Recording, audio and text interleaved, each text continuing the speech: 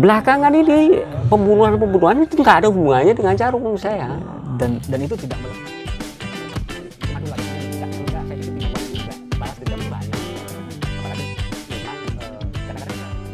saya menemukan bahwa di Madura ini gitu kan banyak kasus-kasus pembunuhan yang itu dikaitkan dengan keberanian laki-laki Madura. Dalam arti ketika ada kasus pembunuhan itu dianggap satu kebiasaan atau kultur orang Madura gitu kan. Jadi misal ada kasus pembunuhan di televisi, ditayangkan di televisi, banyak orang komentar. Kejadiannya di Pamekasan, di Sumeneb, di Bangkalan, di Sampang, pasti ada orang komentar, wajar Madura. Wajar ya. Kenapa ada pewajaran seperti itu kira-kira Pak Kiai? Ya itu, sampai sekarang sejak era kemerdekaan memang persepsi orang luar itu masih belum berubah terhadap orang Madura. Tetap sama. Suka kekerasan, suka carok. Iya, betul. Itu saya pikir suku yang paling dipinggirkan lah dalam pergaulan gara-gara itu ya sosial sejak merdeka sampai sekarang. Menurut saya yang paling buruk persepsi orang luar terhadap suku di Indonesia itu ya sama orang Madura itu. Keras begitu. Keras misalnya.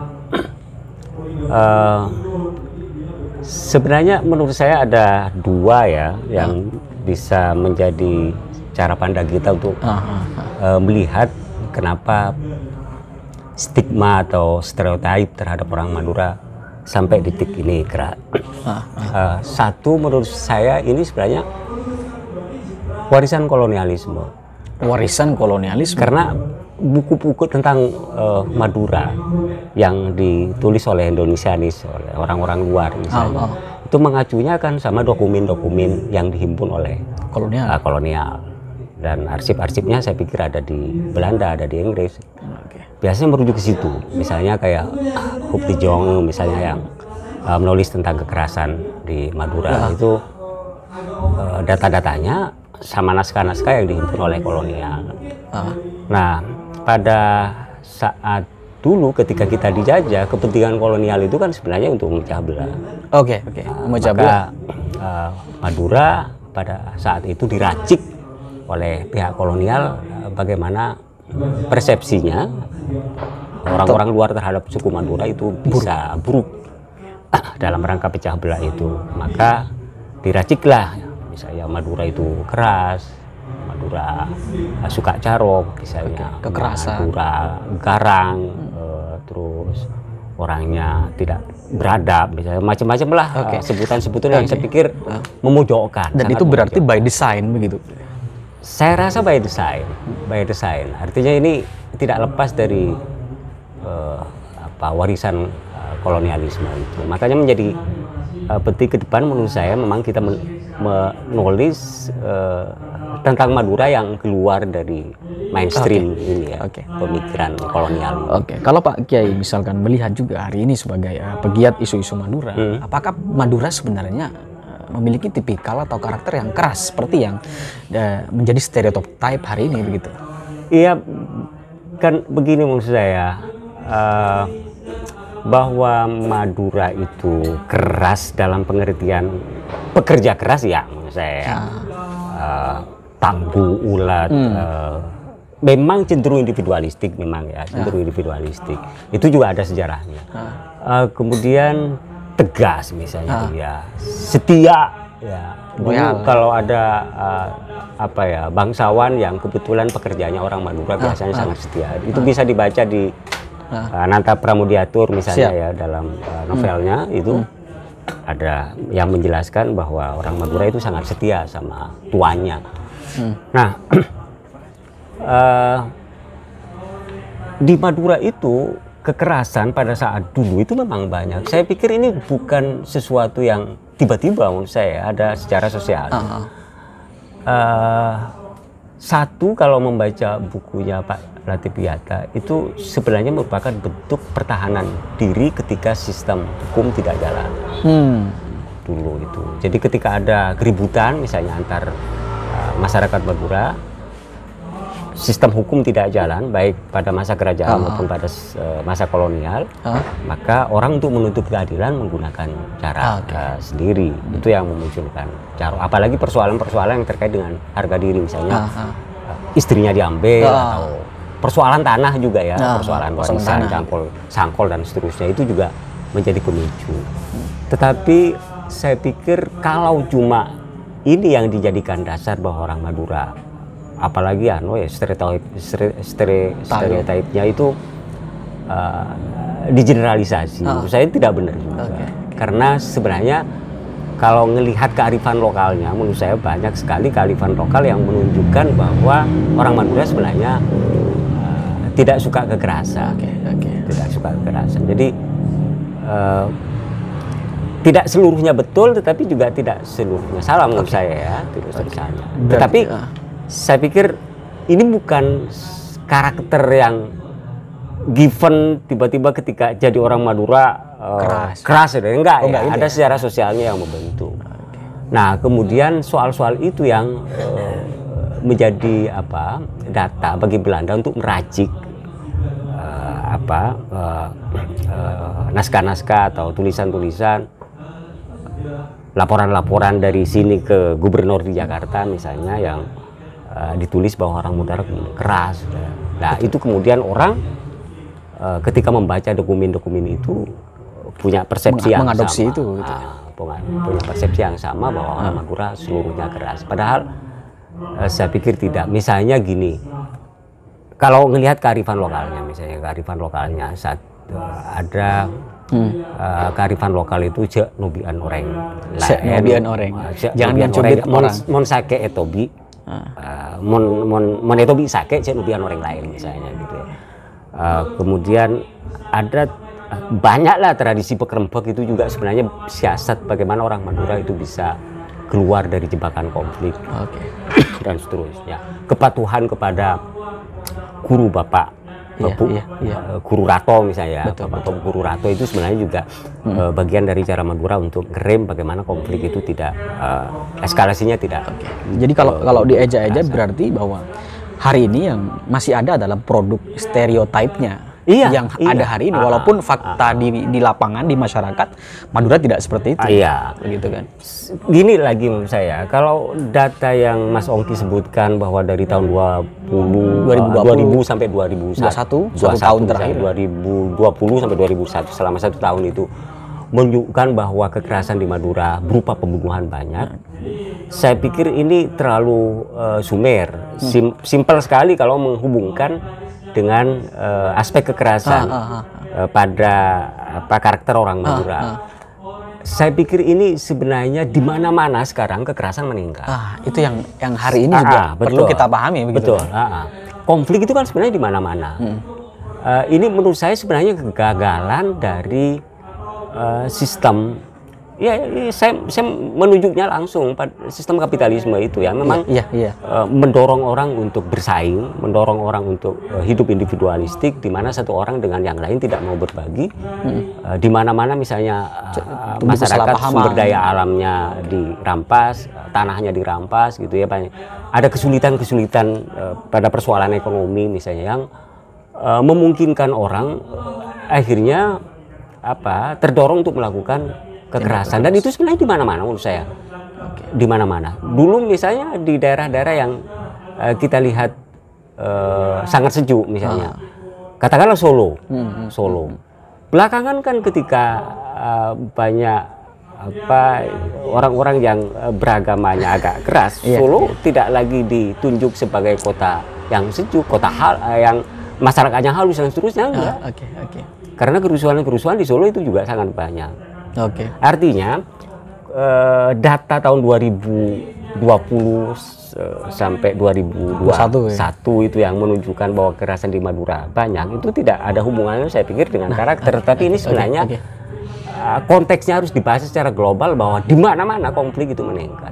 Jadi tidak ada hubungannya dengan stereotip tadi begitu. Saya pikir tidak ada. Nah, itu yang juga tentu juga ingin kami jelaskan kepada masyarakat, Kiai, bahwa kekerasan itu, pembunuhan itu bisa terjadi di mana saja. Di mana saja, gitu kan. Cuman sayangnya ketika itu terjadi di Madura, seolah-olah ada afirmasi. Ketika ada kekerasan terjadi di Madura, orang bilang, oh ya wajar. Nah Madura, itu begitu. Saya pikir memahaminya tidak adil. Ya, ya. betul. Kalau pembunuhan itu terjadi di Bandung misalnya, mungkin Orang tidak tidak segawat. Oke. Tidak Madura. segawat ketika terjadi di Madura. Jadi kalau di Madura terjadi pembunuhan, seolah-olah langsung seolah-olah hubungannya dengan carok, hubungannya dengan kekerasan. Ya wajar lah, orang Madura kan keras. Betul. Berarti ada stereotip yang belum tercerabut. Betul. Menurut saya akarnya di situ.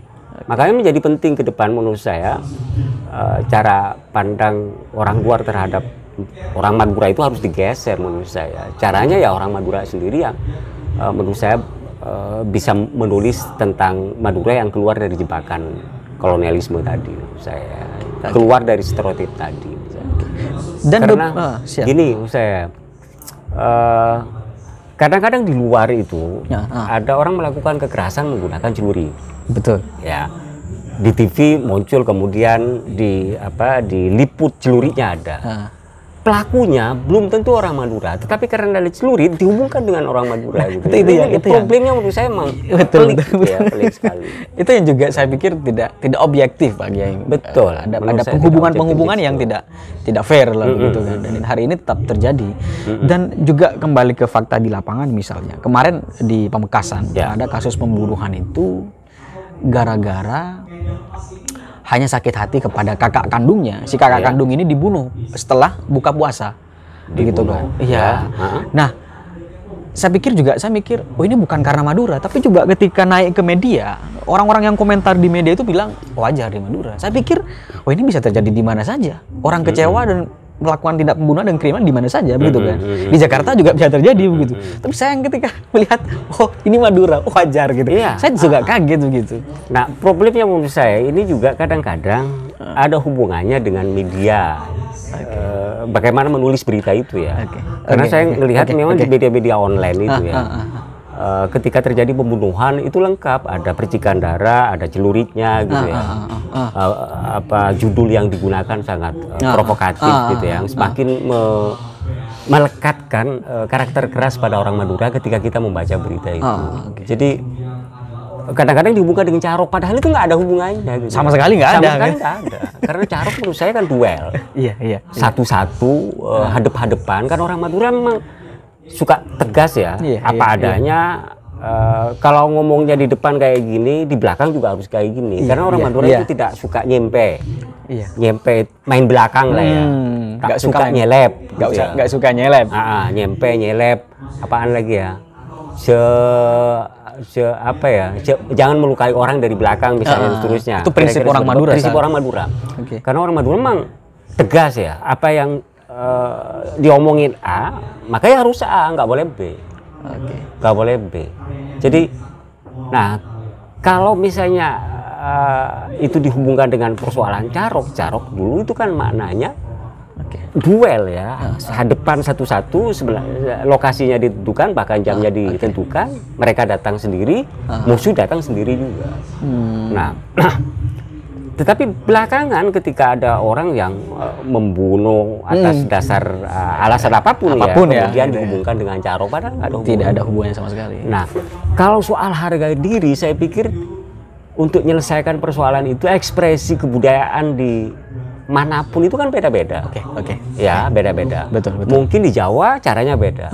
Tetapi pasti orang ketika diusik harga dirinya itu pasti marah. Dimanapun itu. Dimanapun. Iya. Cuma persoalannya tinggal ekspresinya yang berbeda. Kalau orang Madura dulu menggunakan carok yang duel.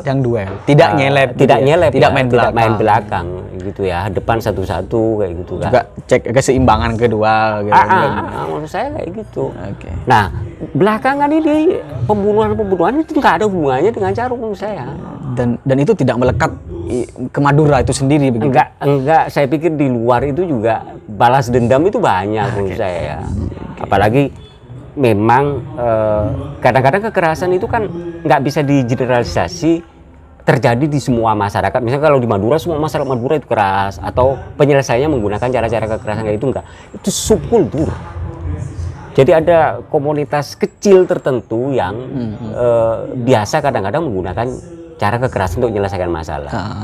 Taruhlah kalau di kota-kota itu ada preman, misalnya betul. Itu subkultur, nggak bisa di subkultur itu kemudian digeneralisasi bahwa kultur semua masyarakat di Madura semacam itu. Padahal saya pikir sebagian kecil aja kalaupun ada, dan itu di mana-mana saya pikir, di mana-mana. Berarti kekerasan hari ini untuk membacanya bahwa Madura tidak memiliki kultur kekerasan itu lebih melekat kepada individunya begitu. Saya pikir karena konteksnya itu sekarang kan orang makin kalut ya menyikapi hidup ini seolah-olah nggak memiliki masa depan. Iya. Orang dibuat ruwet sekali berpikir tentang masa depannya karena ada sistem yang memang saya pikir dipraktekkan secara tidak adil ya. Nah, ketika galau dalam situasi kayak gitu, kecurigaan muncul, disenggol sedikit tersinggung dan seterusnya. Betul. Maka kemudian memicu konflik, dan itu saya pikir sekali lagi terjadi di mana-mana. Di mana-mana. Persaingan misalnya gitu ya. Sekarang kan orang mau berbagi susah ya semuanya. Termasuk perguruan tinggi itu kan mau menciptakan lulusan yang memiliki daya saing tinggi gitu ya. Nggak mau berbagi. Nggak mau berbagi. Bukan daya bagi yang tinggi, tapi daya saing yang tinggi. Kalau mau kaya sendiri gitu kan. Bersaing begitu kan. Saya pikir konflik ini yang menyebabkan eskalasinya di mana-mana terjadi, dan ini sebenarnya bukan kasus Madura tetapi di seluruh dunia. Di seluruh dunia. Amerika saja kayak gitu. Oke. Betul. Ya. Jadi mungkin ya dari saking dekatnya Madura dengan celurit gitu kan. Ada celurit kaitannya Madura padahal tidak ada sama sekali. Terus ini lagi Pak Kiai. Jadi ada paribasan gitu kan. Lebih baik putih tulang daripada putih mata. Dan anak-anak muda hari ini yang cenderung barbar itu cenderung mengadopsi itu. Gitu. Nah, itu kan saya pikir mungkin kalau sekarang harus dijelaskan konteks kearifan lokal itu ya. Konteks paribasan tadi. Paribasan itu kan muncul memang menurut saya ketika diusik harga dirinya. Harga diri itu sekali lagi kalau dulu sebenarnya pakem. Misalnya istri direbut orang, gitu kan. Misalnya kemudian ada persoalan tanah sakol gitu ya. Kemudian ada hubungannya dengan orang tua misalnya gitu ya. Itu persoalan harga diri, bukan ketemu di jalan player satu kemudian sakit hati pakai paribasan itu gitu. Itu kan ada hubungannya saya. Harga dirinya di mana sebenarnya. Dan itu tidak dituangkan dalam bentuk kekerasan dan penganiayaan ya. Tapi diselesaikan dengan lebih baik putih tulang daripada putih mata, diselesaikan dengan carok tadi duel. Iya, kalau misalnya anggaplah tidak ada jalan keluar, berembuk untuk mencari jalan damai. Berembuk dulu. Gitu. Berembuk pasti. Berembuk. Karena orang Madura memang menurut saya rembek itu jangankan soal kayak gitu, orang bekalan saja, orang mau tunangan saja, itu rembuknya itu antara orang tua itu. Karena memang orang Madura nggak ini ya, saya bilang tadi itu simple. Kalau misalnya keputusannya A ya harus A, dan nggak boleh main belakang. Makanya rembek itu memang diseriusi oleh orang Madura karena khawatir nanti ada apa-apa. Ada ungkapan kan kayak gini,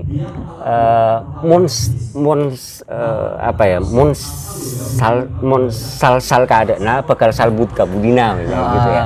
Makanya di awal itu rembuknya harus mapan gitu ya. Kalau mapan selesai udah. Tetapi ketika tidak ada jalan keluar, duel itu, carok itu. Sekali lagi carok itu ditentukan waktunya, kemudian sendiri. Setelah berembuk, hadap-hadapan, ya pasti ada di Madura itu di mana-mana termasuk dalam persoalan perjodohan itu kan ada apa istilahnya mediatornya. Apa istilahnya saya lupa. Pengade. Iya. Nah, itu yang biasa menjadi juru damai. Ketika ada konflik ada juru damainya. Jadi carok merupakan alternatif paling terakhir sudah. Dan itu sekali lagi ada hubungannya dengan persoalan harga diri itu ya. Harga diri yang betul-betul menurut saya masuk akal ya. Karena di manapun harga diri itu ketika diusik ya siapapun marah. Dengan pakem tadi ya, istri, tanah gitu. Bukan karena belayer tiba-tiba marah. Nggak ada hubungannya. Jadi kalau kemarin saya ingat ada kasus pembunuhan di Sampang itu, kalau tidak salah Jumat kemarin. Jadi ada cerita, ini ceritanya dari rilis kepolisian itu. Jadi ada warga lewat di jalan, di belakang itu ada mobil Avanza, mau nyalip gitu kan. Cuman dari rilis polisi itu motor yang di depan yang ada di jalan dengan mobil Avanza yang hendak nyalip ini bercekcok dan akhirnya duel di jalan dan pemotor tadi tewas begitu kan di Sampang. Di Sampang ya. Kalau kita ingat-ingat itu kan tadi dengan konsep tadi Pak Kiai itu kan hanya konsep ketemu di jalan gitu ya. Artinya kalau dari rilis kepolisian itu hanya persoalan cekcok ketemu di jalan gitu kan dan terjadi tindak kriminal begitu kan. Tentu itu tidak masuk ke dalam proses harus diselesaikan dengan carok begitu kan. Jadi, tapi kan saya pikir harus dipahami psikologi sosial orang yang kebetulan ketemu di jalan berantem ini atau mati salah satunya. Jangan-jangan ini memiliki masalah sosial sebelumnya, masalah-masalah sendiri yang berat. Ketika ketemu di jalan, meskipun nggak kenal, disinggung sedikit saja udah marahnya melonjak luar biasa, gitu ya. Sebagai cara untuk melampiaskan masalah-masalah yang dihadapi. Kita kan nggak tahu. Betul. Nggak bisa langsung tiba-tiba ketika ada dua orang ketemu di jalan marah-marahan, kemudian satu membunuh, dikaitkan lagi orang Madura keras. Itu nggak ada hubungannya menurut saya, nggak ada hubungannya. Jadi memang kalau memang itu betul menurut saya harus berdasar penelitian menurut saya. Harus diteliti menurut saya. Saya pikir soal-soal dimanapun menyangkut lalu lintas, apakah di Jawa, apakah di mana, marah-marahan itu banyak sekali sebenarnya. Bahwa ketika ada di Jawa ada yang berantem, mungkin stigmanya tidak sekasar terhadap orang Madura. Kalau di Bandung misalnya orang berantem terbunuh satu gara-gara di jalan ada konflik misalnya ketemu sama pengendara lain yang kebetulan ada masalah, terbunuh satu pun mungkin orang menganggap biasa, tapi ketika orang Madura selalu dihubungkan oleh orang luar disebut Madura keras begitu kan. Betul. Apakah ada kaitannya sebenarnya Bang kekerasan di Madura dengan ketidaksadaran masyarakat atas hukum begitu?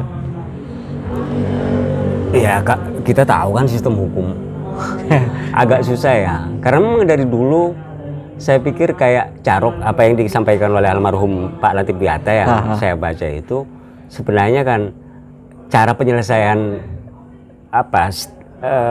straight justice, keadilan di jalan, karena sistem hukumnya udah nggak bisa menyelesaikan. Maka kemudian orang Madura itu kalau dicari konteks caroknya ya menyelesaikan persoalan sendiri. Jadi carok itu merupakan bentuk pertahanan yang dilakukan sendiri oleh orang Madura ketika sistem hukum udah nggak jalan.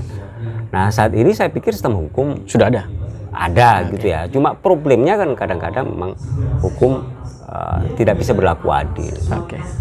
Itu problem di mana-mana itu. Jadi saya pikir kalau misalnya hukum itu dipraktekkan secara adil, menurut saya kasus-kasus kekerasan yang sebenarnya nggak ada hubungannya dengan persoalan Madura, kekerasan orang Madura, kerasnya orang Madura, di mana saja begitu ya, mungkin bisa ditekan. Saya ingat ya, orang luar itu kan menganggap orang Madura itu nggak disiplin. Betul, orang luar. Pasar, gitu ya. Serampangan.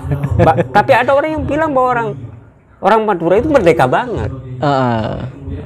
Jadi orang Madura memang tidak kayak orang Jawa yang harus patuh.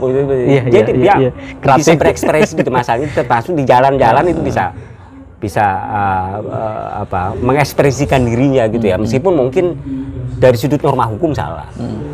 Tetapi saya melihat ada beberapa tahun yang lalu sudah sangat menarik menurut saya kepatuhan orang berhelm. Dulu ketika tidak diperlakukan secara ketat orang Madura kan nggak ada yang menggunakan helm, nggak ada kan. Tetapi ketika aparat hukum itu betul-betul disiplin memberlakukan helm, orang Madura patuh. Nah ini kan menunjukkan ketika misalnya sistem hukum itu jalan, sebenarnya kekerasan-kekerasan yang sekali lagi nggak ada hubungannya dengan kerasnya orang Madura, sebenarnya bisa ditekan.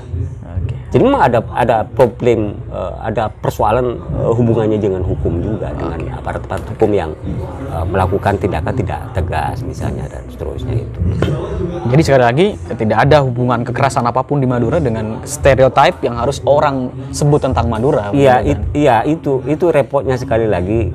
Saya dulu pernah mengatakan kalau misalnya pembunuhan itu terjadi di Bandung dan Bandung itu ditunjuk orang Sunda ditunjuk sebagai orang halus, mungkin tidak akan serami di media. Betul.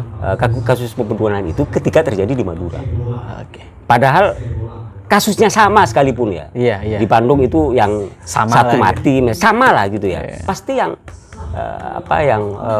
paling ramai. Ya gitu. Paling ramai dibicarakan dan dihubungkan dengan karakter suku orang Madura ya di Madura itu. Oke. Ini saya pikir memang satu kenyataan yang harus kita sikapi gitu ya, harus hadapi. Tetapi saya pikir pelan-pelan memang harus kita geser ya, termasuk cara pandang orang luar yang masih memiliki stereotip bahwa orang Madura itu seluruhnya keras gitu ya. Saya pikir memang pelan-pelan harus kita geser, nggak tahu caranya seperti apa, tetapi salah satunya menurut saya menulis ulang Madura itu. Jadi kita memang berusaha untuk tidak menulis soal-soal yang terkait dengan kekerasannya gitu ya. Termasuk di novel, di cerpen, menurut saya memang jangan sampai menulis tema-tema yang seolah-olah menggambarkan Madura ya seperti itu saja. Mendukung stereotip yang belum hilang hari ini gitu kan. Betul. Kalau cuma pote tolang ketimbang pote mata itu kan cuma satu parebesan ya. Sebenarnya banyak parebesan lain yang belum dikontekskan ke yang mengajak bahwa kita memang harus hidup damai sebenarnya, hidup damai. Oke. Jadi mungkin ini statement atau closing statement Pak Kiai. Jadi Madura itu harus seperti apa orang lihat gitu kan. Terutama orang luar hari ini harus dilihat bagaimana Madura hari ini. Ya, saya agak susah kalau ngomong sama orang luar ya. Jangankan ke yang jauh. Tetapi ginilah, menurut saya dalam era keterbukaan seperti sekarang menurut saya, ketika ada berita-berita tentang kekerasan Madura, menurut saya cross check lah. Sewaktu-waktu kalaupun misalnya dibutuhkan, menurut saya datanglah ke Madura. Saya pikir kalau mereka datang, apalagi mudah kan transportasi ke Madura sekarang hari ini, datang akan melihat langsung bagaimana sebenarnya orang Madura itu membangun relasi sosialnya, tidak sebagaimana yang digambarkan di film misalnya ya, di novel atau di tulisan-tulisan yang penuh stereotip gitu ya. Datang aja ke Madura. Saya masih ingat kalau nggak salah Pak Farid Wajdi siapa namanya gitu ya, salah satu dosen di UIN Sunan Kalijaga, ketika rame kasus sambas itu, apalagi ya di Kalimantan antara orang Dayak dengan orang Madura itu kan dari Jogja datang ke Madura. Ternyata di Madura aman saja. Di Madura orangnya baik-baik, ketemu di jalan. Ini kok beda dengan berarti konflik yang di Kalimantan itu sekali lagi tidak sepenuhnya berhubungan dengan karakter keras orang Madura atau kecenderungan orang luar yang menganggap bahwa orang Madura eksklusif gitu ya, suka kumpul sama saudaranya sendiri, nggak mau membangun relasi sosial dengan orang lain. Mereka nggak tahu bahwa di Madura itu persaudaraan, kekeluargaan, kekerabatan itu sangat kuat. Sampai petong popo, 7 pupu dan itu nggak ada di luar. Iya. Makanya hubungannya ketika keluar mereka pasti membangun kawasan sendiri yang dihuni sama orang Madura karena faktor kekerabatan itu. Saya pikir kalau misalnya mereka datang ke Madura dan mencari pembanding referensi yang menjelaskan tentang orang Madura, mungkin pelan-pelan memang bisa berubah. Satu, kedua, saya pikir saya berharap banyak sama Madura United itu juga ya. supporter bola itu sebenarnya menurut saya bisa menjadi duta damai. Oke.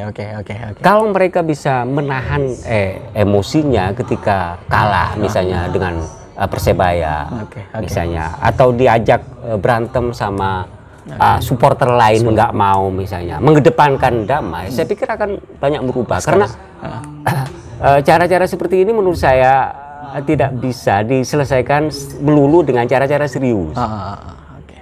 Dunia sepak bola menurut saya kan di samping menghibur sebenarnya bisa menjadi kanal, bisa menjadi media seperti Madura United itu untuk membangun citra damai orang Madura. Dan itu bisa berefek besar begitu ya? Saya pikir efeknya sangat besar. Oke, siap. Oke, baik teman-teman, mungkin ini perbincangan kali ini yang bisa kita kemas bersama Kiai Dardiri, pegiat isu-isu Madura, pegiat isu-isu juga agraria, dan kita mungkin tidak hanya kali ini saja. Nanti ketika ada isu-isu kita bisa mengundang beliau lagi atau datang ke beliau untuk bisa mendiskusikan itu. Mungkin cuma itu, kembali lagi di podcast mahasiswa di pertemuan berikutnya.